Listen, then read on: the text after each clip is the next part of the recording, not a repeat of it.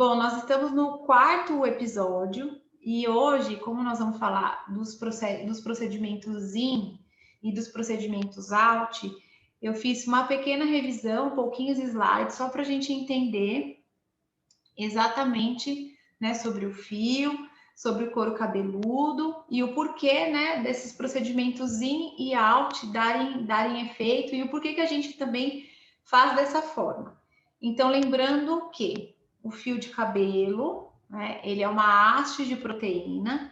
Podemos dizer, então, que de 80% a 90% o cabelo é constituído de queratina, que é uma proteína constituída por de 19 até 21 aminoácidos. Então, para a produção de fio de cabelo, a gente precisa ter aquele estímulo dos minerais, a gente precisa ter estímulo da proteína. Chegando lá no bulbo, tem que ter oxigênio, tem que ter micronutriente, tem que ter macronutriente, tem que ter proteína. Por isso que não adianta fazer, por exemplo, algo só out, só externo. Tem que fazer a parte interna também. E o que justifica isso é o próprio fio de cabelo. Vamos lembrar que o folículo piloso, né, ele é um mini órgão excretor de pelo.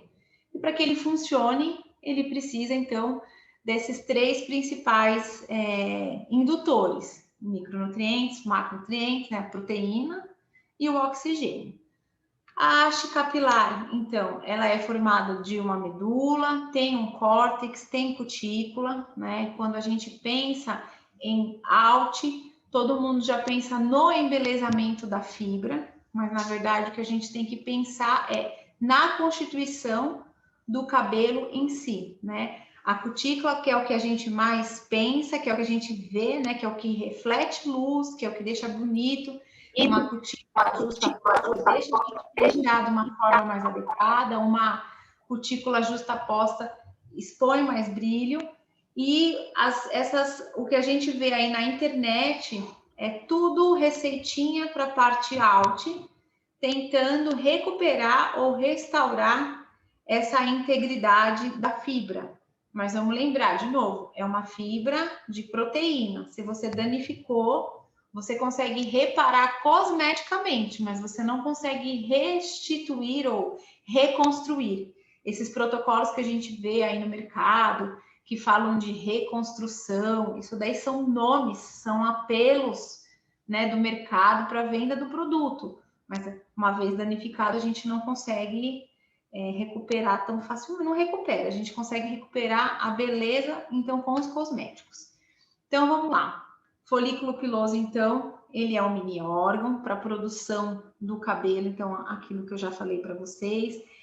Essas células aqui, elas ficam em constante multiplicação, adesão, agregação, para formar o fio do cabelo. É muito importante que o couro cabeludo, né? Isso eu já falei nas 2, 3 vezes. É muito importante que o couro cabeludo, que ele esteja saudável, tá? Um couro cabeludo saudável, ele vai permitir que o fio, né, surja aí de uma forma mais bonita, mais adequada, de verdade mais saudável. Então, quando a gente pensa assim, tem que mudar isso tudo para crescer cabelo. Vocês acham que adianta eu jogar um monte de produto aqui? Se o couro cabeludo estiver sujo, se ele estiver oleoso, se ele estiver descamativo, né? Se ele estiver com muita coceira, muito provavelmente o produto ele vai ficar nesse filme superior e nada vai chegar aqui. Então, quando a gente fala em produtos, a gente tem que pensar em coisas, né? Produtos que consigam permear essa barreira aqui do couro cabeludo e somar com aquilo que a nutrição vai oferecer, que na sequência a doutora Ariane vai conversar com a gente, vai explicar um pouco mais. Então, da parte out, o couro cabeludo tem que estar saudável. Couro cabeludo saudável vai depender também de uma boa alimentação, vai depender da suplementação e dos produtos que você usa, das rotinas que você estipula, né? Então, tem gente, por exemplo, que não lava muitas vezes o cabelo, que acha que o cabelo, quando você lava muitas vezes, o cabelo cai mais. Mas é o oposto, gente. Já falei isso aqui, vou falar de novo. Eu acho uma analogia muito fácil de compreender. Pensa num jardim. Um jardim que está limpinho, um jardim que está com aquele negocinho de água ali sendo irrigado, um jardim que é adubado. Sempre vão ter flores, frutas, sempre vai ter alguma coisa ali naquele jardinzinho, naquela terra. Né? Pensa assim, ó, o couro cabeludo como uma terra. Para ele ser fértil, ele tem que estar equilibrado, ele tem que estar estruturado. Ao passo que pensa num jardim que está todo, né, destrambelhado, todo sujo, mal cuidado, muito provavelmente não vai nascer nada, a gente só vai ver sujeira espalhada em todo o solo. E o nosso couro cabeludo também é assim. Então, eu vou, na sequência, falar sobre alguns ativos que a gente costuma utilizar quando faz uma manipulação de um tônico, ou então quando vocês forem comprar um produto, dê uma olhadinha no rótulo, veja lá o que está escrito. Se não entender muito, porque às vezes tem uma nómina específica para produto cosmético, né, que é uma coisa regulamentada pela Anvisa e tal, pega o nome, às vezes colocando no Google, a gente consegue entender o que é. Porque aquilo, gente, que vem na frente dos rótulos, dos produtos, aquilo ali tem um apelo de mercado. Para eles venderem assim, para eles venderem de um jeito, de outro jeito. A gente tem que saber o que tem de componente dentro do produto, tá? Então, qual é a melhor forma de tratar os cabelos? Já desde o começo eu tô falando sobre isso. A gente precisa ter a parte in, que seria alimentação, suplementação, e a parte out, que entra então os produtos, os cuidados, os comportamentos, aquilo que a gente elege para fazer com o nosso couro cabeludo e com os nossos fios. E essa parte out, então, ela tem que ser controlada, ela tem que ser modulada, e existem muitos recursos da parte nutricional, que a Ariane vai falar. Eu vou agora falar para vocês desses ativos, né, bem sucintamente, para vocês, quando pegarem uma embalagem, um rótulo, você falar, poxa, tem isso aqui, eu acho que é interessante. Então, vamos lá. O sulfato de zinco, às vezes, ele está presente tanto em loções, em tônicos, às vezes tem até alguns shampoos que têm o sulfato de zinco. Por que ele é interessante? Porque ele é um sebo regulador. Então, pessoas que têm uma quantidade, né, de oleosidade excessiva, seja por um desequilíbrio hormonal, ou seja, por um desequilíbrio da microbiota do couro cabeludo, quando a gente usa esse sulfato de zinco, ele consegue regular, né? E tem também esse zinco via oral, né? Que tem aí na composição do polivitamínico, e que a doutora Ariane vai explanar mais para frente. Então, quando você vê no rótulo sulfato de zinco, você já tem que pensar em oleosidade. Tem que pensar num produto que vai ser mais adstringente, num produto que vai controlar todo um processo inflamatório, todo um processo de oleosidade. O ácido salicílico, que a gente também encontra em muitos produtos da Vichy, né? Tem produtos da linha lá da Kerastase, tem produtos da La Roche-Posay, sempre tem esse ácido salicílico. Então, esse componente, ele serve como se fosse um esfoliante, né? A gente fala um querolítico, ele quebra as particulinhas. Então, o grande desafio desses produtos todos é conseguir, como eu disse, atravessar o couro cabeludo. Essa última camadinha que a gente tem aqui, a gente chama de extrato córneo, que é o que a gente vê desprendendo. Isso daqui vai se refazendo, a gente vai perdendo, vai refazendo, a gente vai perdendo, e quando a gente quer que algo permeie muito bem, a gente faz uma esfoliação, certo? Quando a gente quer passar algum produto mais especial, por exemplo, no rosto, a gente vai fazer uma esfoliação, que é para fazer uma penetração na sequência profunda de algum ativo. No couro cabeludo também. Então, quando a gente vê lá ácido salicílico, é para quem tem caspa, para quem tem dermatite seborreica, para quem tem psoríase, todos esses esfoliantes, aí eles, né, na verdade, não esfoliante, mas essa função querolítica vai contribuir nessa questão de fazer uma limpeza maior e remover um pouco mais dessa sujidade, dessa descamação que fica aí no couro cabeludo. O mentol e a cânfora, né? Ele é um antipruriginoso, ou seja, ele é importante para diminuir os quadros de coceira. né? Só que aqui vale mais uma vez dizer que não é para pegar o óleo essencial, colocar no conta-gota e passar no couro cabeludo. Óleo essencial, quanto menos, melhor, porque menos é mais nesse requisito de óleo essencial. E também eles podem provocar fitofotodermia. Se você sai no sol com óleo essencial no couro cabeludo, por exemplo, você pode fazer uma queimadura igual que a gente faz com limão quando se expõe ao sol. É mais ou menos assim.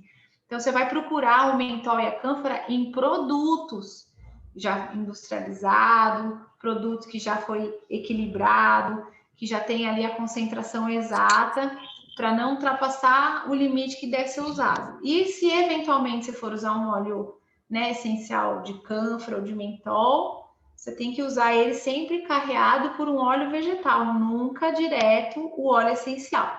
Mas quando a gente pega aqueles shampoos que tem até aquele cheirinho diferenciado, que faz, né, eu falo para os pacientes assim, nossa, parece que faz um house no couro cabeludo, né? Porque dá um...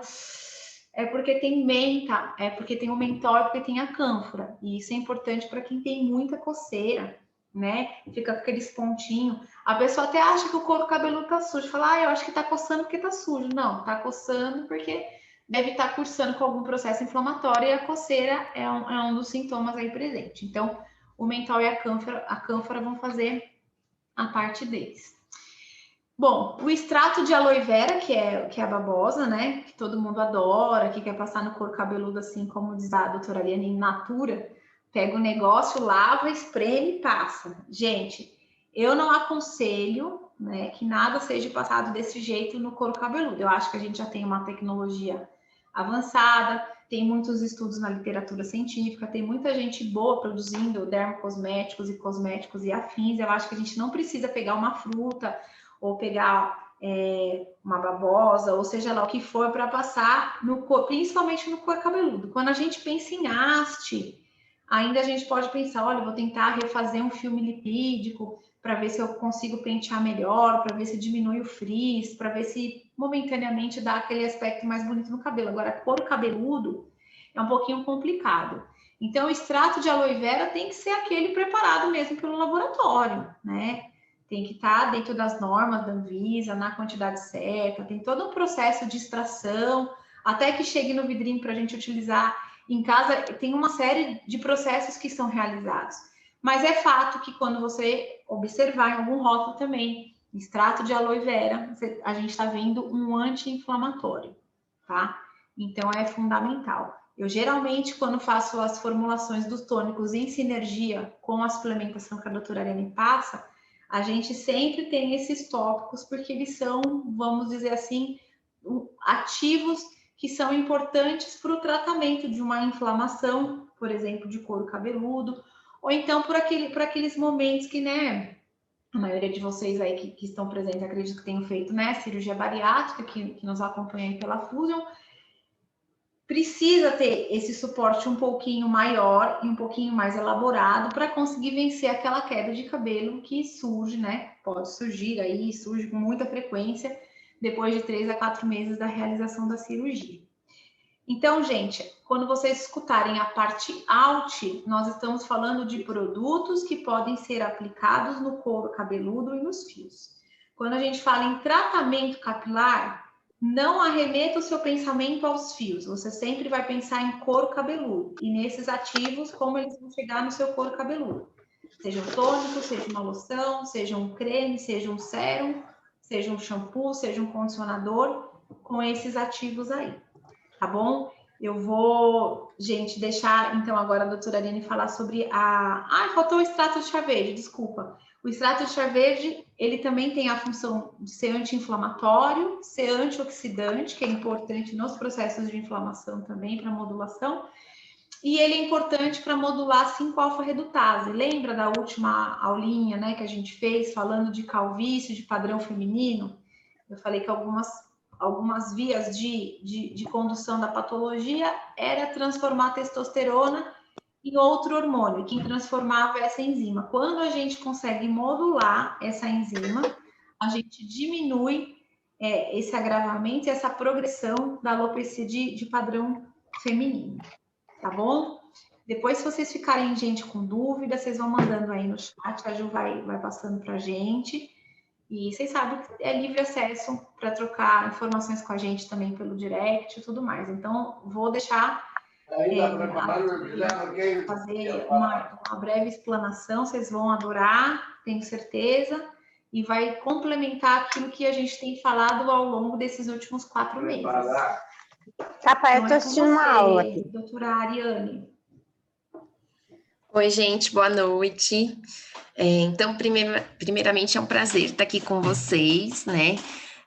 A gente se acostumou a falar nas lives, né, sobre o assunto, mas às vezes na live a gente não consegue aproveitar tanto igual aqui numa sala de aula, né, que está mais restrito, a gente consegue tirar as dúvidas no final. Então, assim, a iniciativa foi muito importante, né, eu acho, para esclarecer e poder passar para os pacientes o que a gente faz no dia a dia, o que é recomendável. Então, fiquem à vontade, tá bom? No final, para mandarem as dúvidas que forem pertinentes ao que a gente vai falar aqui hoje. E a gente está à disposição sempre também nas mídias sociais, né, Ju? Sim. Vamos lá. Posso passar?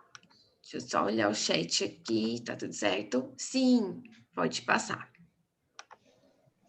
Bom, gente, que nem a Ju falou, o tratamento, né, capilar de qualquer tecido de anexo, que a gente chama, unha, pele e cabelo, ele é tanto in quanto out, né? Então, quando a gente fala in, é o que a gente ingere, quando a gente fala out, é o que a doutora Juliana faz, que é a produção de uma manipulação de uso tópico, o tratamento com laser, com microagulhamento, o tratamento com ozônio, tudo isso é o out, é o que faz por fora, tá? Pode passar, Gil.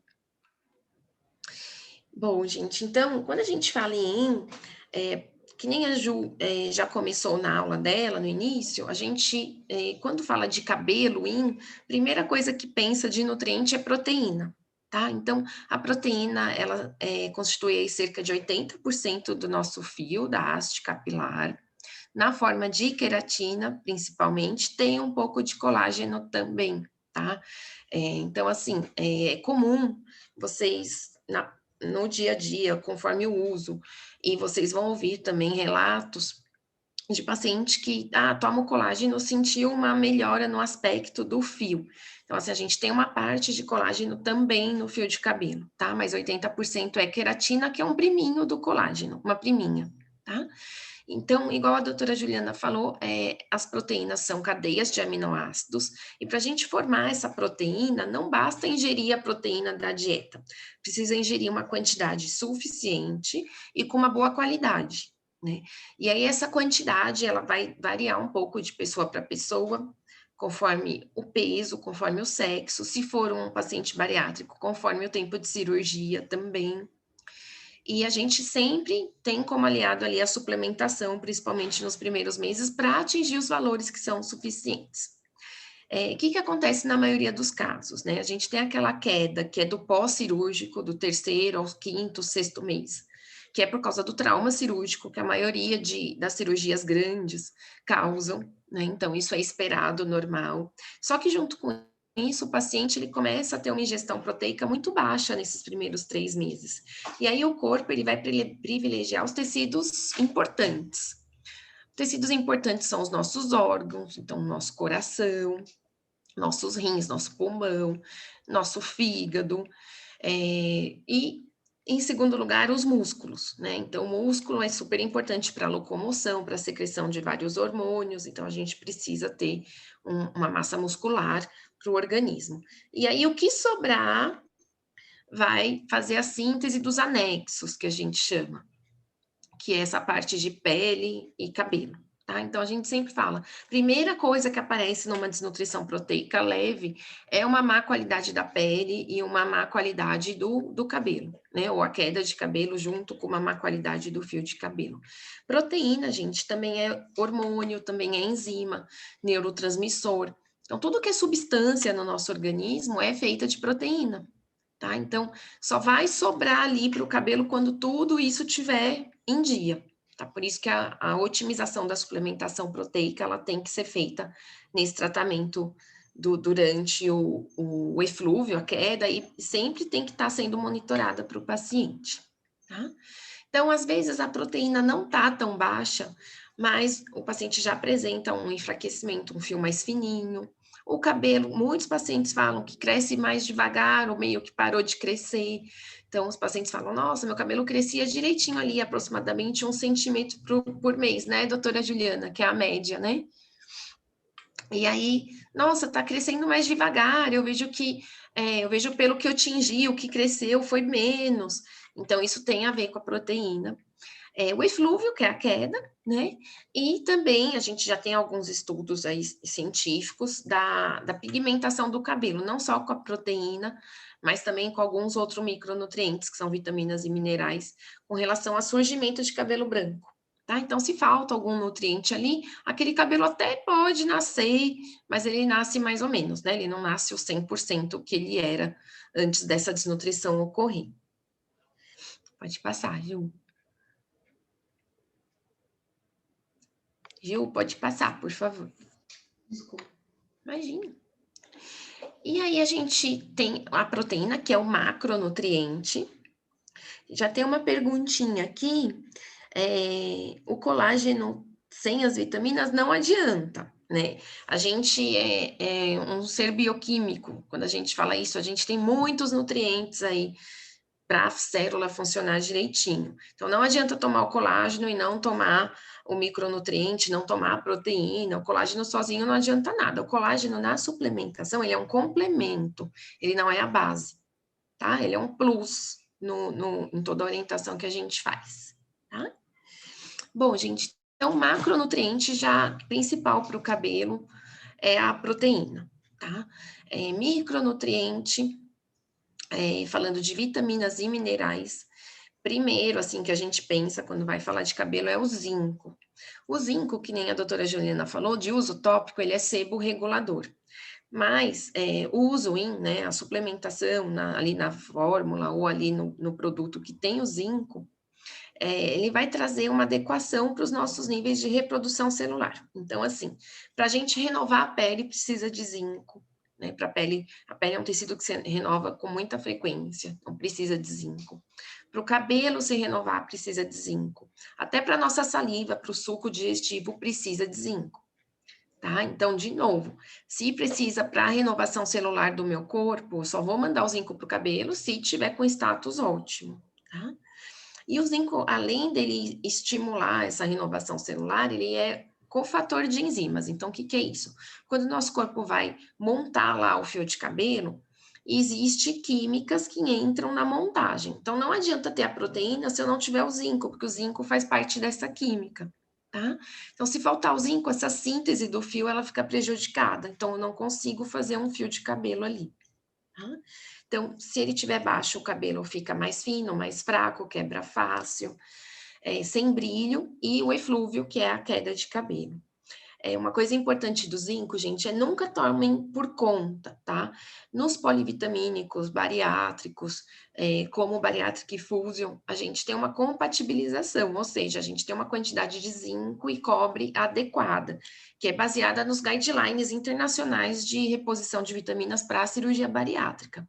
Quando o paciente vai lá, compra qualquer tipo de zinco, porque dentro desses nutrientes que a gente está falando, existem tipos, né? Então, tem óxido de zinco, tem o zinco quelado, tem o zinco em forma de sulfato. Então, assim, a química existem vários tipos. E a gente absorve melhor alguns, de preferência quelato, do que outros. Então, às vezes o paciente compra por conta zinco, toma de qualquer jeito, às vezes é um zinco que não é bom, às vezes dói o estômago, não compatibiliza com cobre. Então, todos os suplementos, gente, que eu vou falar aqui até o finalzinho do horário, não tomem por conta, consultem a equipe de vocês, isso é mais para vocês saberem, né, terem um conhecimento, conversar com a nutricionista, com o médico de vocês, mas não fazer por conta, tá? Deixa eu ver aqui o chat, se tem alguma pergunta do zinco. O valor normal, Rosângela, do zinco no exame de sangue é a partir de 70, e a gente considera 70 decilitros, miligramas por decilitro. E a gente considera até 120, 130 normal, tá? Para paciente bariátrico, a gente nunca trabalha com a faixa mínima, a gente trabalha com percentil 50. O que é percentil 50? Tem que estar acima de 90, perto de 100, no caso do zinco. Metade ali da referência para cima, a gente nunca trabalha no limite, porque senão, é o que eu acabei de dizer, vai faltar para o cabelo, porque vai direcionar o zinco para onde é vital, tá? Então, a gente nunca vai trabalhar no limite, tá bom? Pode passar, Ju. O ferro, gente, quando a gente, né, tá com paciente bariátrico principalmente, a gente se preocupa muito, principalmente para as mulheres, porque é um nutriente que ele depleta, ele diminui muito facilmente, principalmente nas mulheres que menstruam.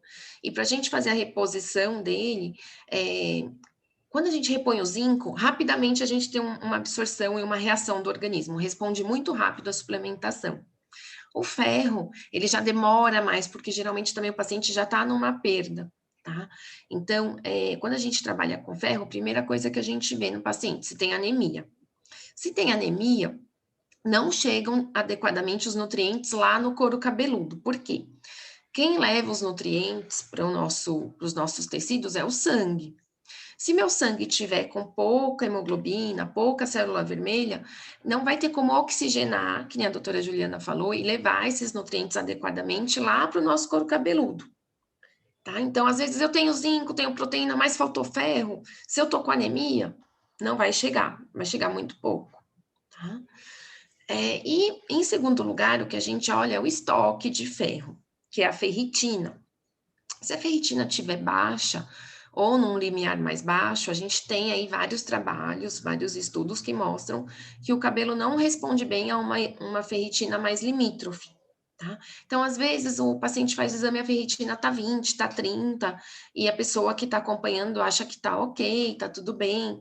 Primeiro que é um risco, né, para o paciente deixar um pouco no limite, porque para virar uma anemia é rápido, coisa de 2 meses pode virar, se a gente não tiver um estoque maior.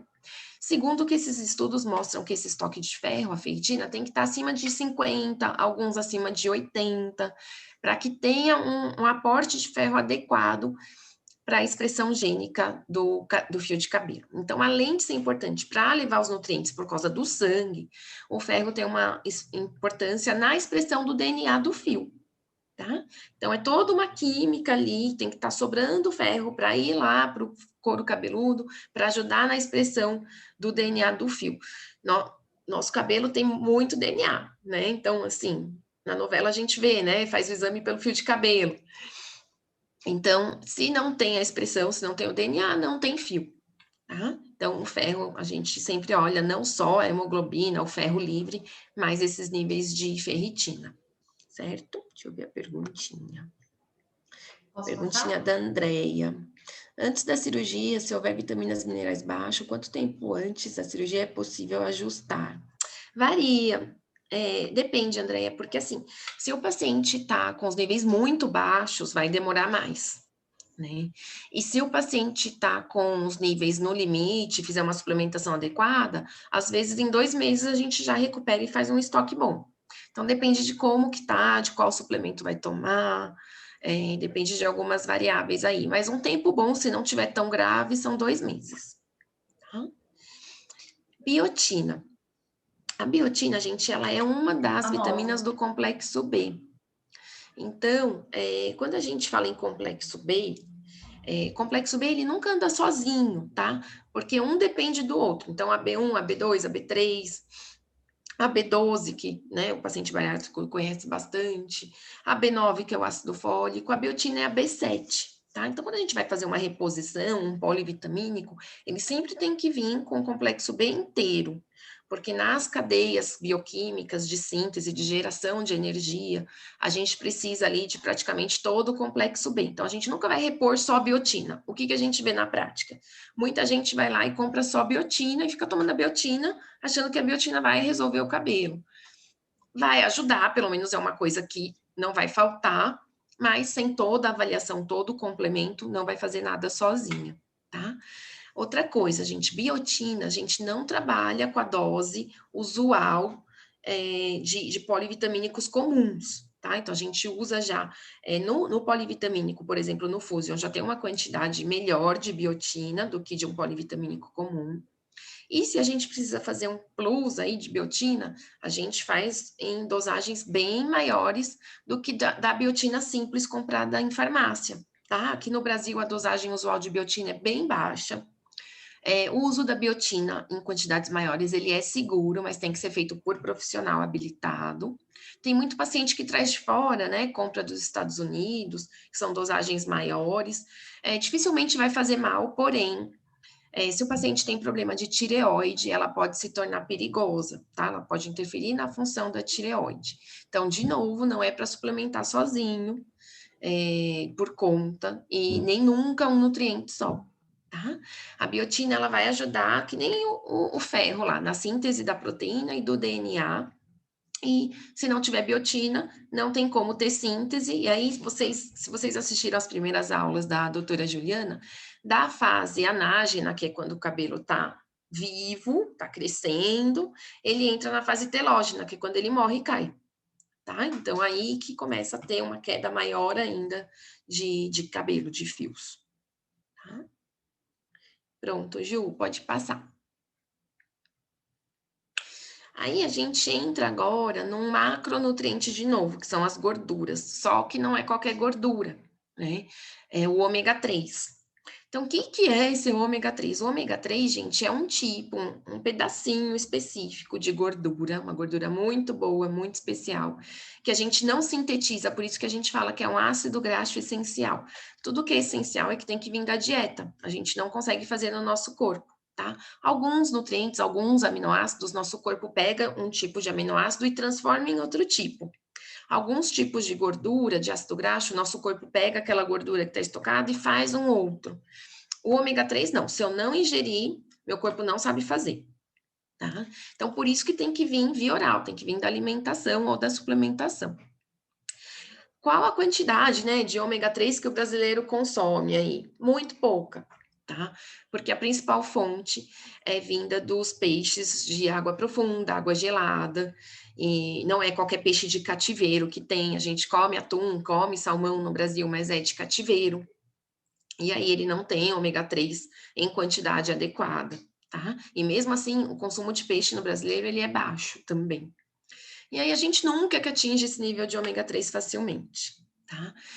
Ômega 3 é uma coisa que a gente repõe antes da cirurgia para dar um up, porque geralmente a pessoa não come tanto ômega 3 naturalmente. E no pós, aí a gente vai usar lá para o terceiro mês, quarto mês, porque são cápsulas grandes, porque o conteúdo é oleoso. Então a gente tem que, né, pensar no cuidado da cirurgia primeiro.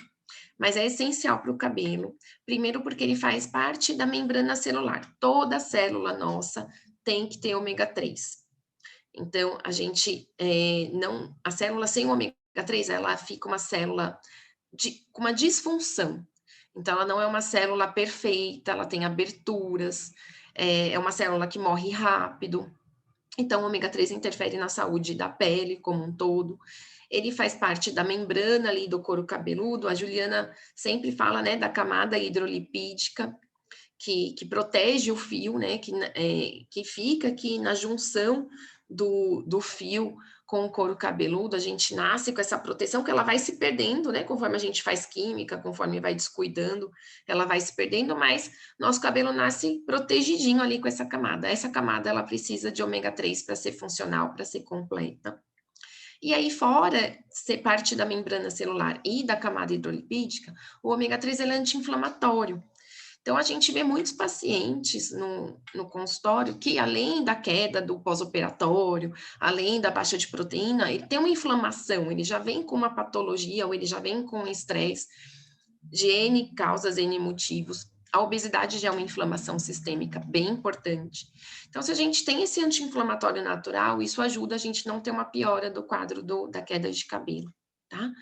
Então, e fora as inúmeras funções do ômega 3 que a gente deixa para uma outra ocasião comentar. Mas o ômega é super essencial para a saúde capilar e para a beleza dos fios e nossa saúde como um todo. Se ele tiver baixo, realmente a gente tem uma maior taxa na queda de cabelos, e aquele cabelo ressecado, opaco, também aparece na falta de ômega 3. Às vezes o ferro tá lindo, o zinco tá lindo, a proteína tá tudo ok, complexo B tá tudo certo, mas tá faltando ômega, tá? Ômega 3, gente, um adendo, eles não são iguais, esses suplementos. Aliás, assim, a coisa que mais difere de um suplemento para outro, assim, é esses nutrientes, vitaminas e minerais e os ômegas, tá? Então, a gente tem ômega de R$ 30 que vende ali no balcão da farmácia, e o ômega de R$ 300 que vende ali só na loja de suplemento, que é da marca X.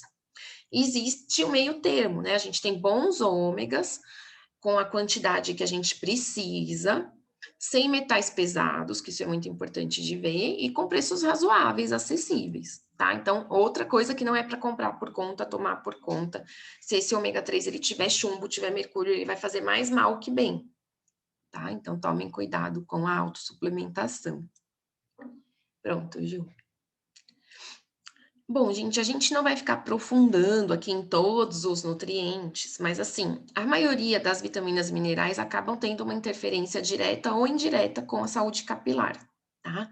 Então, eu trouxe aqui só para reforçar que numa força um pouco menor, mas não tão baixa, também tem interferência a vitamina D. Tem alguns estudos mostram com relação à duração da fase de crescimento do fio. A vitamina C, que ajuda na estruturação da queratina e do colágeno do fio. A vitamina B12, pela própria questão de proliferação celular, igual todo o complexo B. O selênio, que ele faz parte de uma cadeia química que dá forma no fio. Tá? Então, às vezes, tem muito paciente que fala, meu cabelo ele não tá nascendo igual que ele era antes, né? Então, ele tá nascendo mais sem forma, mais seco. Então, assim, o selênio é um dos, tá? Além da proteína, do ômega, do ferro, ele é um dos que interferem aí na qualidade do fio. Tá? Aí, assim, nutrientes a gente meio que já abordou. Fitoterápicos, pessoal, é um outro mundo, tá? Eu trouxe aqui para vocês mais por curiosidade, assim, para complementar, que é uma coisa que a gente usa bastante hoje em dia, conforme a gente foi estudando e se aprofundando na ciência capilar.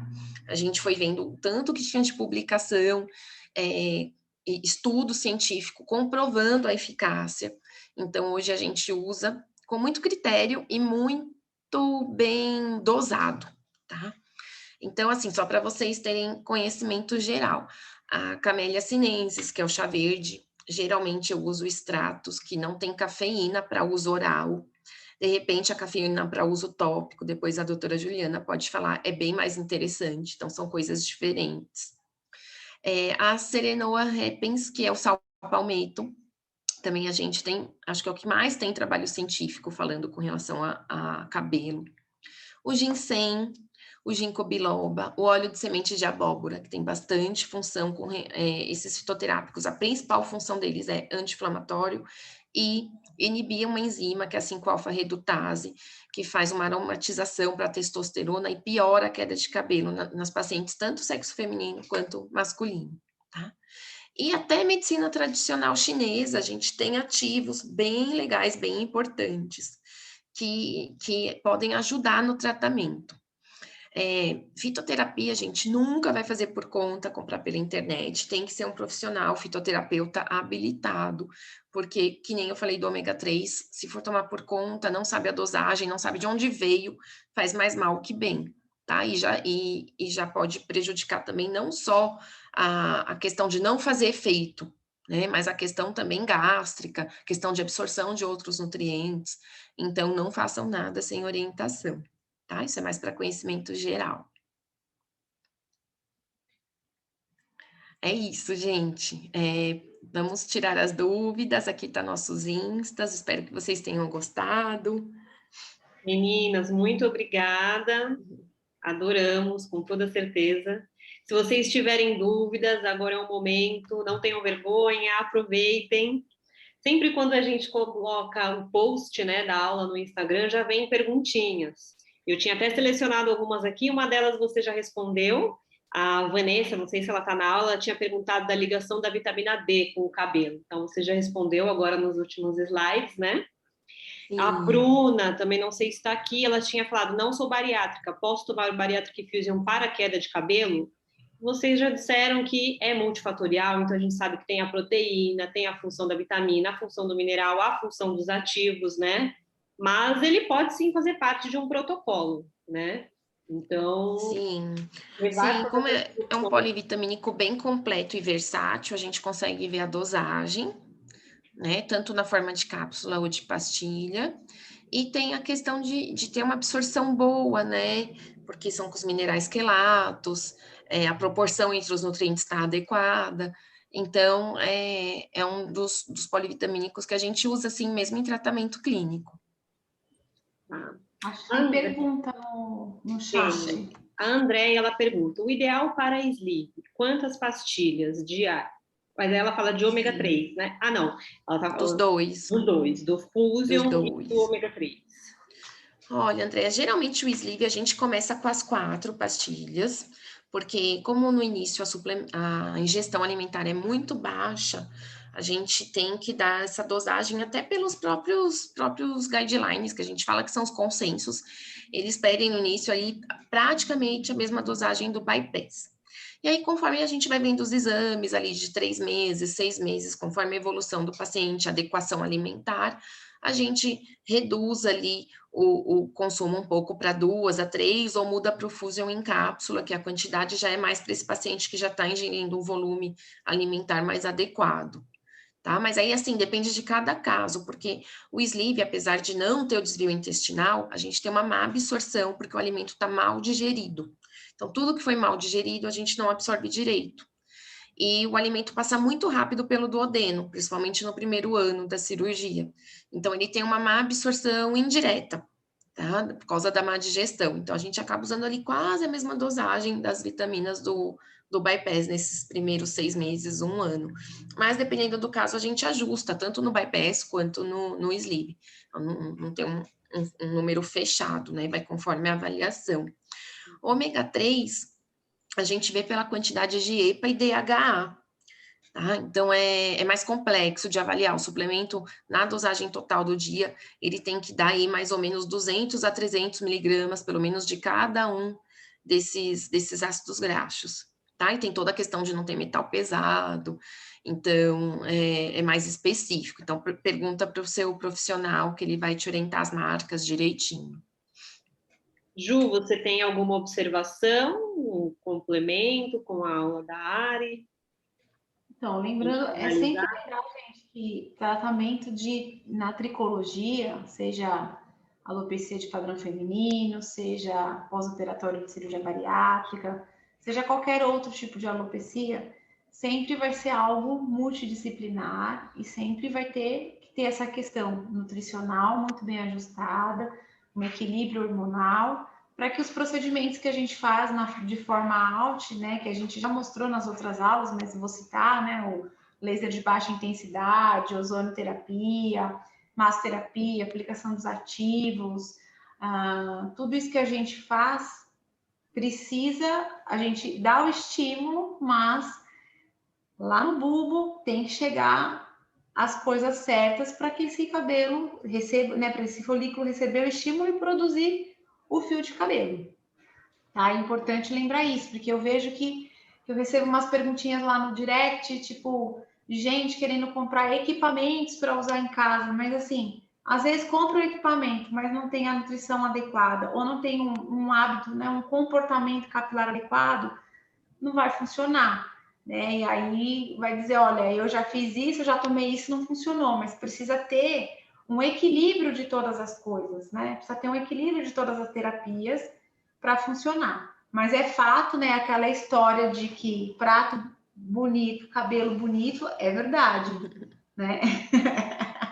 Sim, e também tem a potência desses aparelhos, né? Eu tô falando, gente, porque eu mesma já virei pra Ju e falei, eu vou comprar um desse negócio para passar. A potência do aparelho que a gente usa em casa, doméstico, é diferente da potência do aparelho do consultório, que precisa ter um registro de fisioterapeuta para comprar, porque tem uma responsabilidade sobre a potência daquele aparelho, um CNPJ, então tem todo um efeito diferente, né? Tem isso também. O respaldo do profissional sempre, né, gente? E aqui, então, ó, fica disponível o Instagram das duas, tem sempre um conteúdo maravilhoso. Elas atendem online também, então, de repente, se vocês não são daqui de São Paulo, né, manda uma mensagenzinha para Olha, ela. a gente está internacional. Temos uma paciente que eu estou vendo aqui que está lá nos Estados Unidos. Olha só, tá vendo? Um beijo, Lili. Maravilha, que Internet é bonitinha. isso, é sem fronteiras. Pessoal, vocês têm mais alguma perguntinha? O pessoal tá tímido hoje. Acho que é isso. Mas, gente, se vocês tiverem mais dúvidas, manda para a gente responde, às vezes a gente até transforma em postagem para vocês, às vezes eu respondo em forma de stories, né? Pode enviar que a gente responde. Ó, elogios sempre tem muitos, foi incrível, tá todo mundo agradecendo. Eu também gostaria de agradecer muito, então é sempre uma honra e um prazer ter vocês conosco. Obrigada por mais uma noite de aprendizado. Pessoal, mandem sugestões, a gente está aqui para vocês, esse material é para vocês, único e exclusivamente para o paciente, mas com o respaldo do profissional, né? Então, mandem para a gente sobre o que vocês querem que a gente debata aqui e a gente traz para vocês, tá bom? Fiquem ligados, em maio temos uma nova sala, abrindo a sala a gente manda para você o link, tudo certinho. Obrigada, meninas. Obrigada, Ju.